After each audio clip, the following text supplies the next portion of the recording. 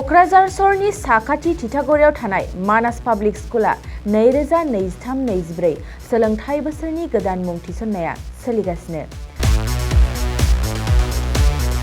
तितागुरियाव थानाय इंराजि बिजोंनि मानास पाब्लिक स्कुलाव दासान्दि नार्सारिनिफ्राय 7 थाखोसिम गोदानै मुं थिसननाया सोलिगासिनो। बे फरायसालियाव गुन गोनां सोलोंथाइ होनायजों लोगोसे फरायसाफोरनि थाखाय दं मोजां खाबुफोर।